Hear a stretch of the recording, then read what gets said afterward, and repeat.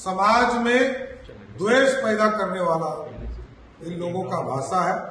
Congress party इससे उबर नहीं पा रही है कि कांग्रेस के लोग ये सोचते हैं कि ये लोकतंत्र नहीं राजतंत्र है। पनोरमा ग्रुप जो सोचता है वो करता है, आपके अपने सपनों का आशियाना।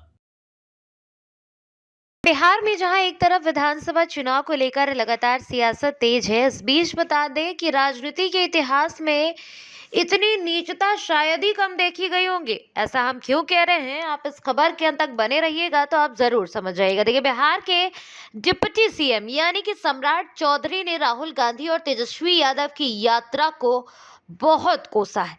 दरअसल राहुल गांधी और तेजस्वी यादव की जो यात्रा निकल रही है, इसमें मंच से प्रधानमंत्री नरेंद्र मोदी की माता जी को लेकर अभद्र भाषा और अपमानजनक भाषा का प्रयोग किया गया है। इस तरह की बातें सम्राट चौधरी ने कही हैं। तो क्या राजनीति इतनी नीचे गिर गई है कि अब सत्ता पक्ष और विपक्ष एक दूसरे पर पारिवारिक जो आरोप हैं वो लगा रहे हैं। जहां राजनीतिक प्रतिद्वंदता में देखी जाती है, किसी की मां को अब गाली दी जा रही है, इस तरीके की बात सम्राट चौधरी कह रहे हैं। इसके अलावा राहुल गांधी और तेजस्वी यादव का मंच पर अपमान, घृणा और स्तरहीनता का प्रतीक है, ये बातें भी सम्राट चौधरी कहते नजर आ रहे हैं। देखिए, अगर राहुल गांधी तेजस्वी यादव 1000 बार कान पकड़कर उठक बैठक कर ले, फिर भी बिहार की जनता इन्हें माफ नहीं करेगी, ये भी बातें सम्राट चौधरी कहते नजर आ रहे हैं। आखिर पूरा मामला क्या है, क्यों सम्राट चौधरी इस तरीके से राहुल गांधी और तेजस्वी यादव पर भड़क गए हैं? आप इस वीडियो में सम्राट चौधरी ने क्या कुछ कहा है वो सुन लीजिए। जिस तरह कांग्रेस पार्टी और राष्ट्रीय जनता दल के कार्यकर्ताओं ने आदरणीय प्रधानमंत्री नरेंद्र मोदी जी को अपशब्द कहा, ये लोकतंत्र के लिए शर्मसार करने वाला दिन है। समाज में द्वेष पैदा करने वाला इन लोगों का भाषा है।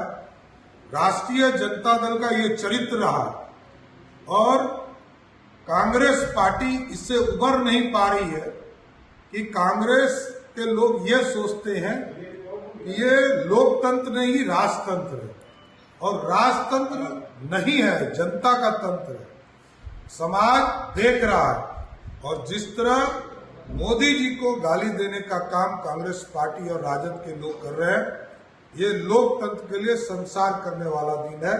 समाज देख रहा है, इसका जवाब बिहार की जनता देगी और कांग्रेस पार्टी और राजद का सफाया जनता।